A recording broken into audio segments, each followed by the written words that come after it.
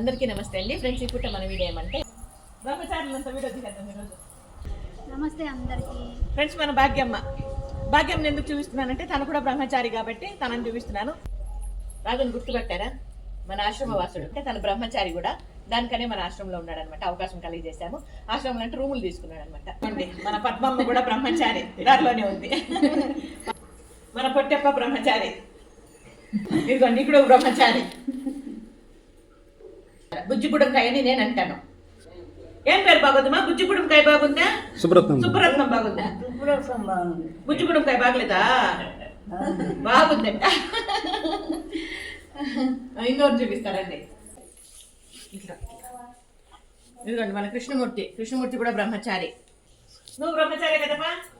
ఇదిగోండి ఈడు బ్రహ్మచారి. ఇదిగోండి మన కృష్ణం నాయుడు అప్ప, తను కూడా బ్రహ్మచారి. అవునప్ప, నువ్వెందుకు పెళ్లి చేసుకోలేదా?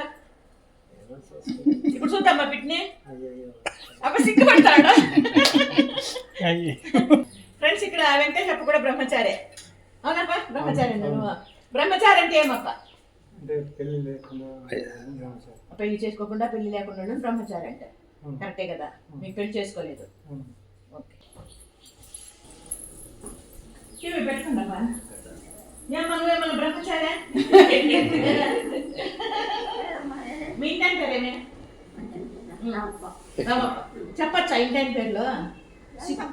సిగ్గుపడాలి కదా నువ్వు.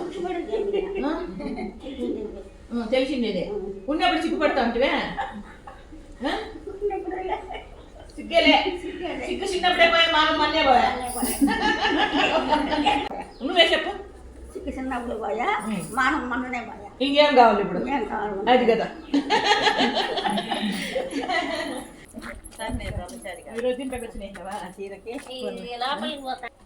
ఫ్రెండ్స్, ఇక్కడైతే మన భారతీయులు మనకి ఇద్దరు ఉన్నారు కదా, ఇద్దరు భారతీయులు ఉన్నారు. భారతి కూడా బ్రహ్మచారి అనమాట, బ్రహ్మచారిని. ఈ రకంగా మన ఆశ్రమంలో బ్రహ్మచారులు ఎక్కువ ఉన్నారు. మన ఆశ్రమంలో ఉండే వాళ్ళు చాలా మంది ఎట్లా అంటే, మనం సెలెక్ట్ చేసుకునేది అంటే, నేను సెలెక్ట్ చేసుకునేది ఏ విధంగా సెలెక్ట్ చేసుకుంటానంటే, బ్రహ్మచారులుగా వృద్ధులై ఉండే వాళ్ళని, అదేవిధంగా ఆడపిల్లల తల్లిదండ్రులని, పిల్లలు లేకుండా వృద్ధులై ఉండే వాళ్ళని మాత్రమే మన ఆశ్రమంలో జాయిన్ చేయించుకుంటాం.